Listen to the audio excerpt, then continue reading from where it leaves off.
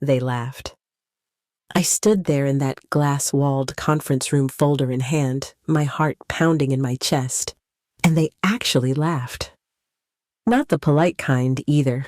Not the sort you offer when someone makes an awkward joke during an interview.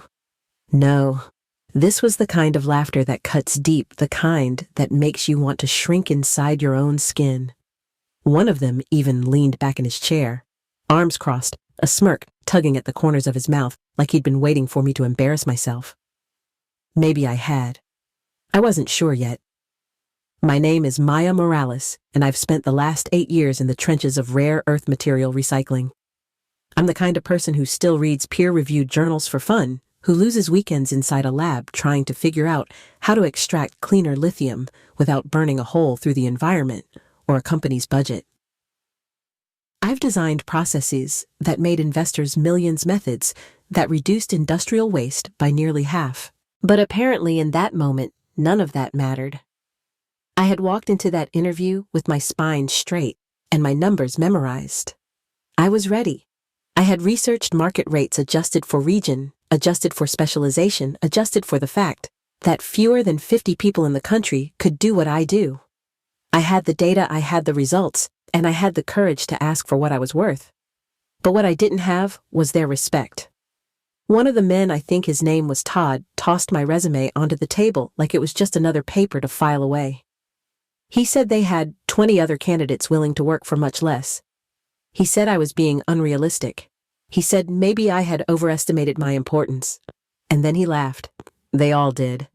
I held onto my folder like it was the only thing keeping me grounded, like if I let go, I'd collapse under the weight of my own humiliation. But I didn't collapse. I smiled, not because I was happy, but because I knew that if I opened my mouth without one, my voice would shake. I told them they had underestimated me. Then I stood up, smoothed my skirt, and walked out. I made it to the elevator before the burn behind my eyes became too much. I didn't cry, not then, but my throat was tight the entire way down. Outside, the afternoon sun felt too bright, like the world had no idea what had just happened in that sterile, air-conditioned room. My car was parked 2 blocks away, and with every step I took, the doubt started creeping in. Had I blown it? Was I being arrogant? Should I have just smiled and accepted the offer even though it was barely above what I'd made 3 years ago? My hands were shaking when I unlocked the door. I sat in the driver's seat staring at the steering wheel, listening to my own breathing. Rent was due in 2 weeks. My savings, though carefully managed, had a limit. I didn't have a partner to fall back on, no family with deep pockets. It was just me. Just Maya, and I had just walked away from what might have been my last chance in a crumbling economy. But something inside me refused to break. Maybe it was pride. Maybe it was exhaustion from years of being passed over and underpaid. Maybe it was my father's voice still in the back of my head, reminding me that we don't settle for scraps just because someone else says that's all we deserve. Whatever it was, I sat in that car for 20 minutes and made myself a promise. I would not shrink. I would not apologize for knowing my value. I drove home in silence. No music, no calls, just the weight of the moment sitting next to me in the passenger seat like an old friend. At home, I reheated leftover arroz con gandules and stared at my email inbox, half hoping they'd realize they made a mistake, half hoping they wouldn't. Because I didn't want to go back. Not to people who laughed in my face. When I finally replied to my sister's text, all I wrote was, I walked. She called immediately. She asked me if I was okay, if I had lost my mind, if I had a backup plan. I told her I didn't. Not yet. But I had something better. I had my spine intact, and I had 60 days before I ran out of cash. I figured that was enough time to rebuild. That night, I couldn't sleep. Every time I closed my eyes, I saw that smug look on Todd's face, heard the way his voice dripped with condescension. But beneath all the shame and self-doubt, something else was there too. Something harder, sharper. Resolve. They thought I was being difficult. They thought I'd come crawling back. They were wrong. They didn't know who they had just underestimated. But they were about to find out. Years before that humiliating interview, I sat in a crowded conference hall, heart pounding as the spotlight hit the stage and my boss walked out holding a sleek clicker. The audience leaned in as she introduced a new extraction process that promised to cut costs and reduce environmental impact by nearly half. Every slide, every chart, every breakthrough she described had come from my work. I had spent 3 years in that basement lab testing compounds until my hands cracked from the gloves. I had skipped birthdays, spent holidays alone with data models, and stayed long after everyone else had gone home. I believed the results would speak for themselves. My parents had raised me to think that way. They were teachers, both immigrants from El Salvador who settled in Northern California. My dad used to say, "Work like you're being watched by your future self." My mom taught me that being invisible didn't mean you were unimportant. It just meant you were still preparing. I carried that mindset into every job I took. So when the recognition never came, I swallowed it. When my boss stood up there and took credit for my research smiling as executives lined up to shake her hand, I convinced myself it was temporary. That one day, someone would trace the success back to its source. But that day never came. I became the person others relied on quietly, the one who fixed the formulas, reran the tests, and found the errors others missed. My name appeared at the bottom of slide decks if it appeared at all. I told myself it didn't matter. What mattered was impact. Until the day I saw my boss on the cover of an industry journal holding a plaque for innovation. My work, her face. The article didn't mention me. It didn't mention anyone. That night, I stared at my reflection in the hotel mirror and said out loud what I had never dared admit. I let them do it. I let them erase me. That moment changed something in me. I realized brilliance means nothing if you let people bury it. Silence isn't noble when it's mistaken for weakness. That was the night I promised myself it would never happen again. No one else would present my ideas while I watched from the audience. Never again. The offer came 3 weeks after I'd walked out of that room full of laughter. It was from a well-known clean tech company, one I had admired for years for their commitment to sustainability and innovation. Their email was full of buzzwords about collaboration and impact, and the title they offered sounded impressive. But when I opened the compensation package, my stomach turned. It was barely more than what I had earned as a mid-level researcher, despite requiring twice the responsibility and a rare specialization. The number felt like a slap in the face dressed up in HR language and polite optimism. I sat at my kitchen table rereading the numbers, half hoping I had misunderstood something. Part of me wanted to accept. Rent was due. My savings were thinning fast, and the thought of stability was tempting. But then I thought about all the years I had settled, all the times I had said thank you, when someone offered me less than I deserved. I thought about the nights I spent perfecting a process that someone else presented, and I remembered the moment I promised myself never again. I drafted a reply that was calm, professional, and final. I thanked them for their interest and declined the offer. I didn't explain why. I didn't justify my decision with charts or market comparisons. I just said no. After I hit send, I sat in silence for a long time. The silence didn't feel like defeat. It felt like space clearing inside me. I wasn't sure what would happen next, but I knew I had finally drawn a line in the sand. I could have said yes, and made things easier for a while. I could have played the game and smiled through another year of being undervalued. But this time, I didn't bend. I didn't cave to fear or desperation. I stood on my worth, shaky as it felt, and I knew something had shifted. This wasn't about pride. It was about finally refusing to disappear. 3 days after I turned down the offer, my phone rang while I was folding laundry in the middle of the afternoon. I didn't recognize the number, but something made me answer.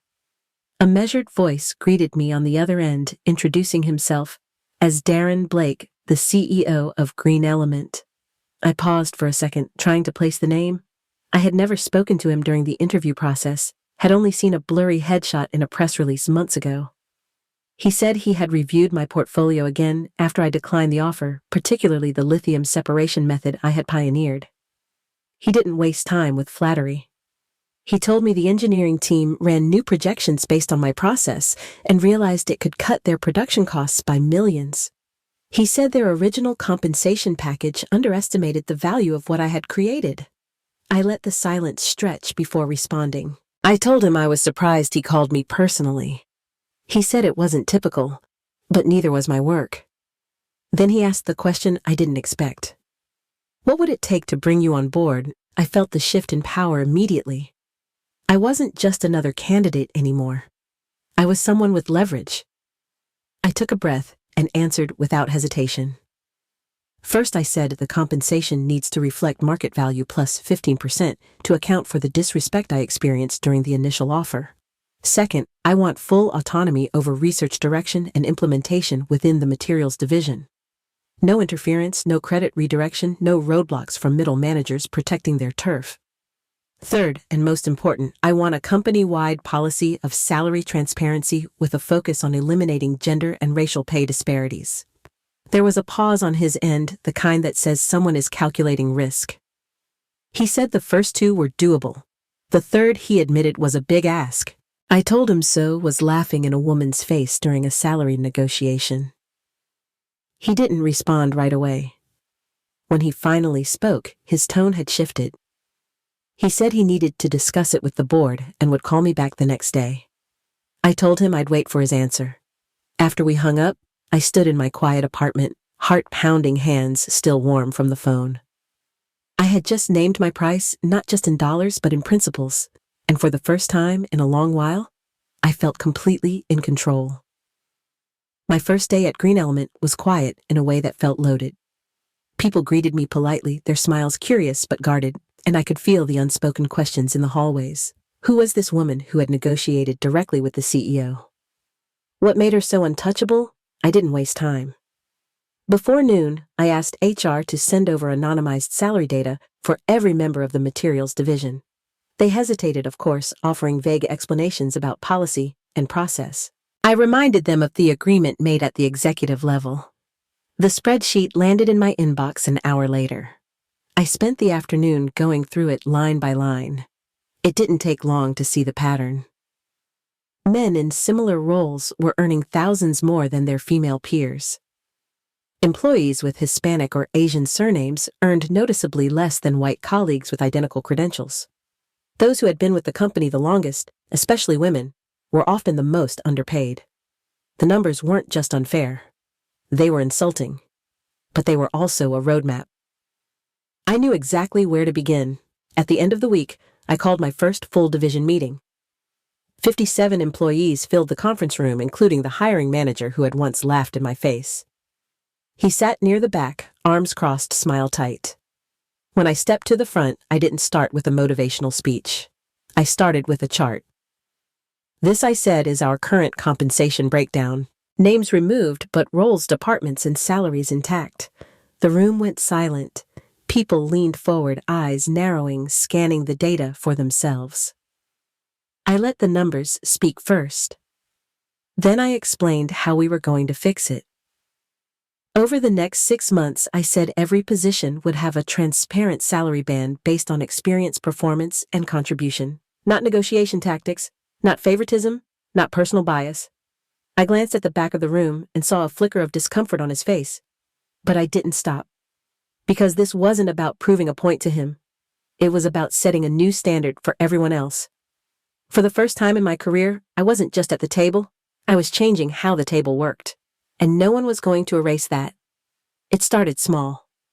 My access badge suddenly stopped working at the main lab entrance one Monday morning. The security guard looked confused, said my credentials had been marked inactive over the weekend, and apologized while calling for a supervisor.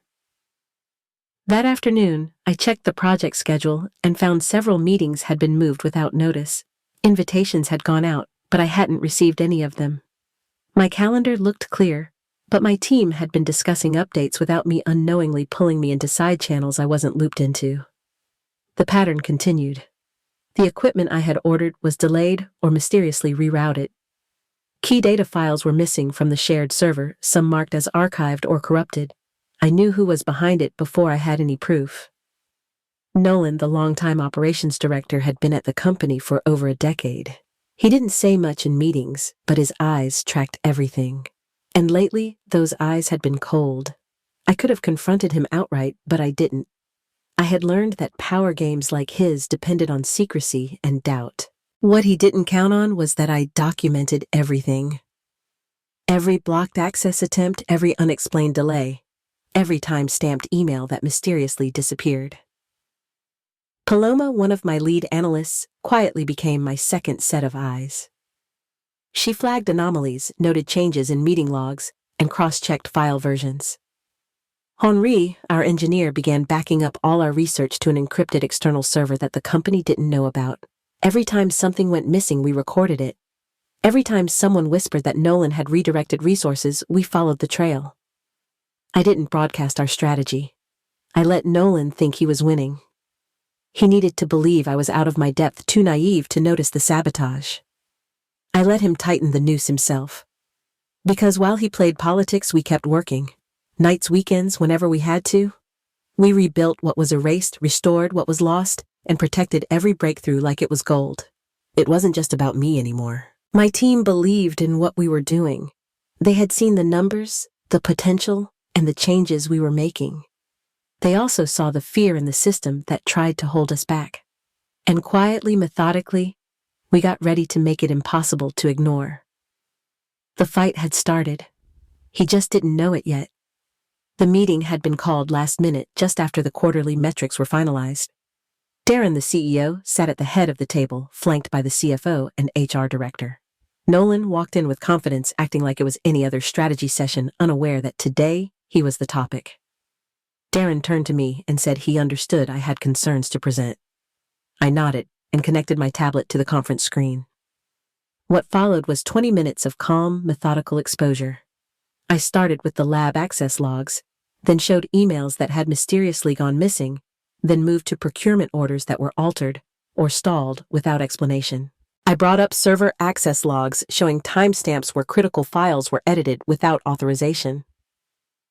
I layered in the meeting invites that had bypassed me, the calendar updates traced back to Nolan's assistant, and the internal messages forwarded anonymously from employees who had been pressured to delay or reroute our work.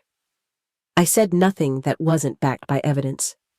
The room fell quiet as I scrolled through it all. Nolan tried to interrupt, claiming it was all coincidence, administrative confusion, and basic system glitches. I didn't argue. I just tapped the screen and opened a folder labeled Project Obstruction Summary Log. It was dated, signed, and included screenshots of everything. When he saw his own name in forwarded messages that he thought were private, the color drained from his face. Darren leaned back silent for a moment that felt like a held breath. Then he turned to Nolan and asked if any of it was untrue. Nolan said it was being taken out of context, that I had overstepped, created a shadow operation, and bypassed protocol. Darren interrupted him. He said my division had produced the most significant cost reduction in the company's history. He said the board was impressed not just with the innovation, but with how I led under pressure. Then he looked at Nolan and told him that effective immediately he was being moved to an advisory role. His authority over operations would be removed pending review. No yelling, no drama, just a quiet shift of power delivered with the finality of someone who knew exactly what mattered. I didn't gloat. I didn't need to. The proof had done the talking. As I left the room, I felt my team waiting outside, watching through the glass. I gave them a small nod. The sabotage was over. We had won. And now, there was nothing left standing in our way. 6 months after that first phone call, I walked into the executive boardroom, not as the director of material, but as the new executive vice president of innovation and operations. The title was long, the responsibility heavier, but the view from the seat I now held made everything clear. This wasn't just about a promotion. It was about finally having the power to make the kind of change I had only dreamed about. The salary transparency policy was rolled out in phases, just as I'd proposed. HR worked closely with finance and department heads to implement clear compensation bands tied to experience and performance. The adjustments were significant. Some employees saw their pay increase by 20%, others by 30%. For many, it was the first time they felt seen by the company they had quietly served for years. The cultural shift didn't happen overnight, but it was visible. Conversations in break rooms changed. People started sharing knowledge more freely, collaborating instead of competing in silence. When you remove the fear of being undervalued, something opens up inside a team. It creates space for honesty, for real growth. On a rainy Thursday afternoon, we welcomed a new hire to the compliance team, a quiet young woman named Talia. She reminded me of myself when I started, serious, focused, trying not to take up too much space. At the end of the day, as most people packed up, she lingered by my office door. She thanked me in a voice barely above a whisper. She said she had read about the changes here, about the policy shifts, and the story of what had happened in our department. She had left her last job because she found out she was being paid less than her male colleague despite leading the same project. She said she almost didn't apply here, but then she did, because she believed something different was possible. I didn't say much in response. I just nodded and told her I was glad she was here. Sometimes words aren't enough. Sometimes showing someone a different way to exist in a company, in an industry, in the world, that's what matters most. A week later, our quarterly report showed a drop in turnover by nearly 40% and a spike in internal promotion rates. Investor interest climbed. Our extraction process had gone live across all production lines and was already exceeding projected savings. But those weren't the metrics that stayed with me. What stayed were the conversations happening in offices and labs and at lunch tables.